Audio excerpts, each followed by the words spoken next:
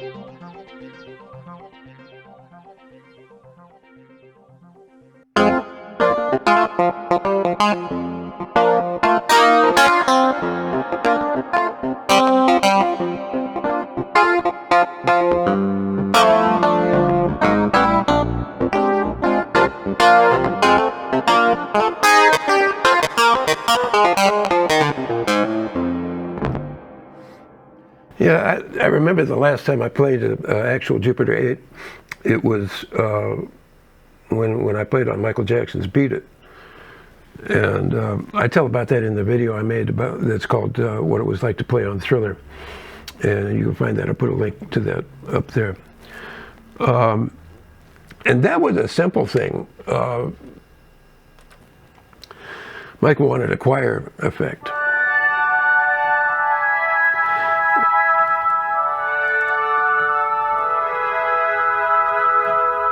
To me, that sounds like what we had.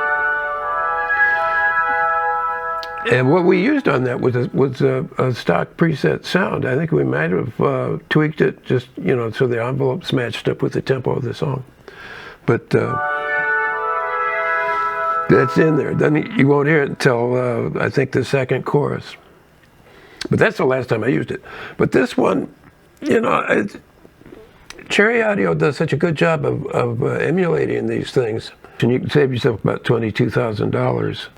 And plus, it's got so many things that the actual analog 80s Jupiter 8 would not do, which it was a beautiful synthesizer and a beloved classic, and people still collect them and tote them to the veterinarian every couple of weeks to keep them working. But it did not have, it was not touch sensitive. This is touch sensitive.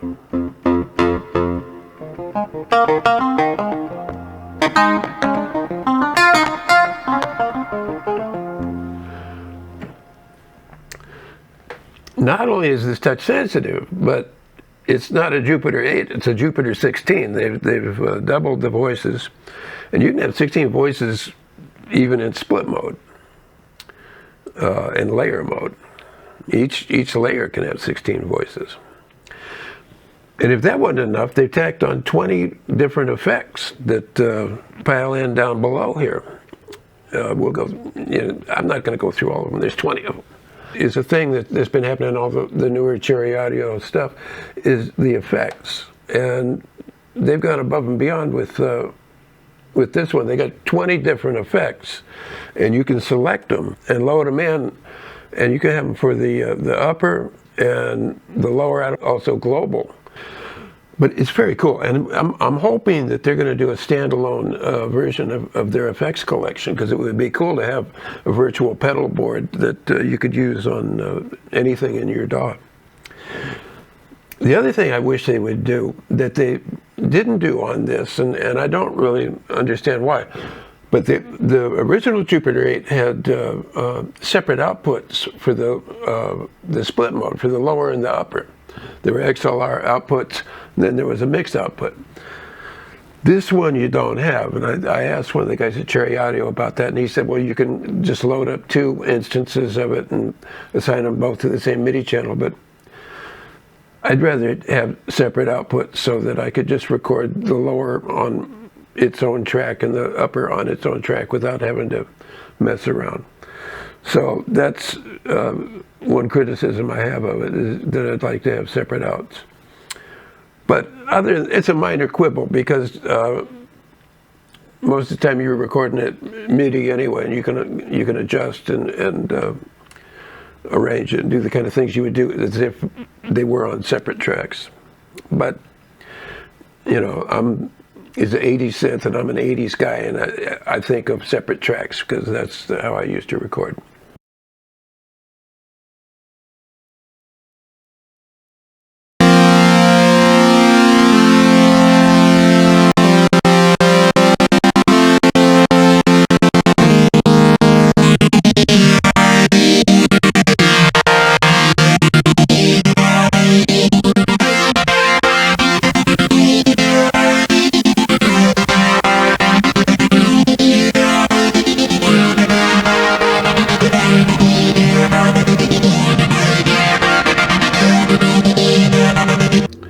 One thing that's cool, if you just deal with the synthesizer voice itself, it's pretty basic, as it was on a lot of early polyphonic synths. You know, you got 2 VCOs and filters and 2 envelopes and you know, limited things. But one thing that's interesting that you don't see on polysynths like this is to be able to modulate the oscillator with an envelope. Usually that's the kind of thing you need to get a modular synth and patch that. And what you can do is you can do the Tomita type sounds where a voice, because you know, when people sing, they bend up into the pitch.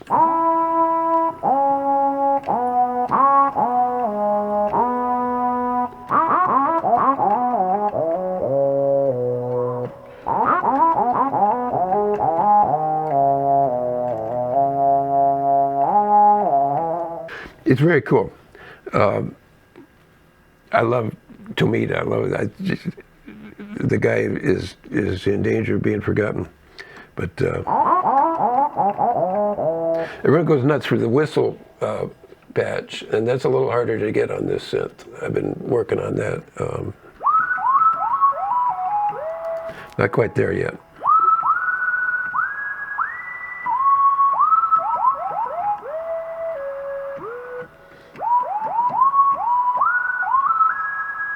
So don't sleep on the VCO modulations and being able to modulate with the envelope.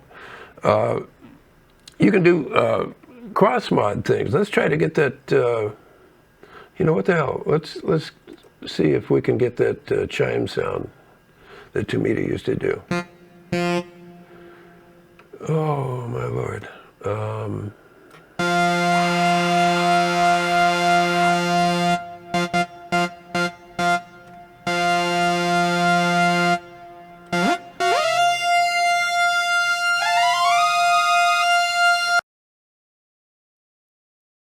I've fiddled about, and I've come up with a reasonable Tomita chime sound.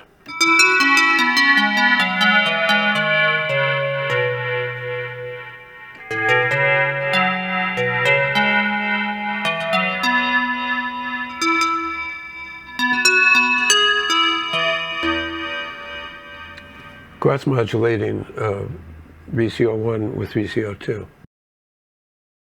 Now, one of the cool things you can do with layers is you can assign the sustain pedal to only affect one of them, not both. So in this case, I've got a split setup that's got a pad sound in the lower and a lead sound. on the upper. And I've got the sustain pedal set up.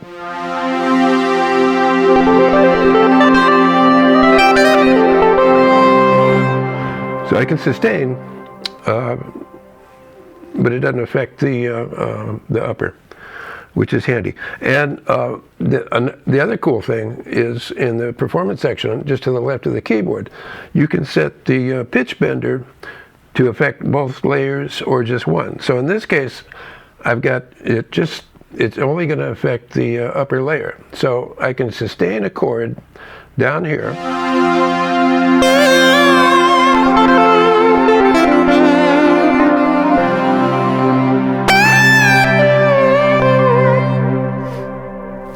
It's just that easy. So it's cool. So you can do stuff like this.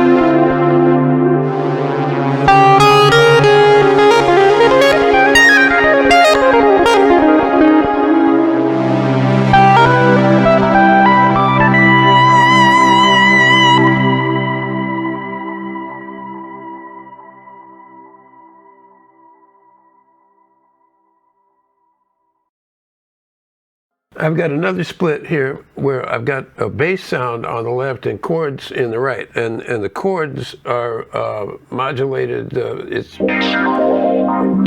got the LFO set on sample and hold, and it's modulating the filter to get that bubbly sound. And the bass is just like more like a bass guitar than a synth bass.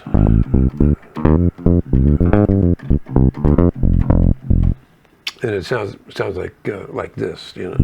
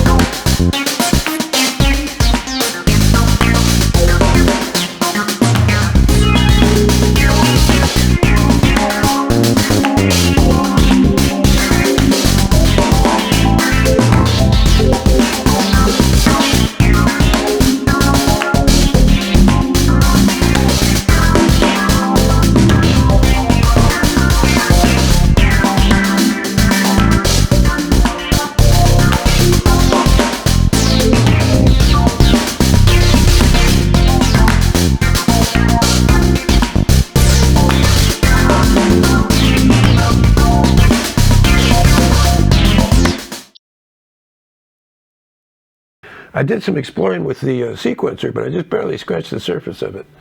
But I used the live record thing, which you hit that, and then you just play up to 16 notes, and it doesn't have to be in time, because the timing, it'll take care of that for you. And I just recorded some notes, and it came out like this.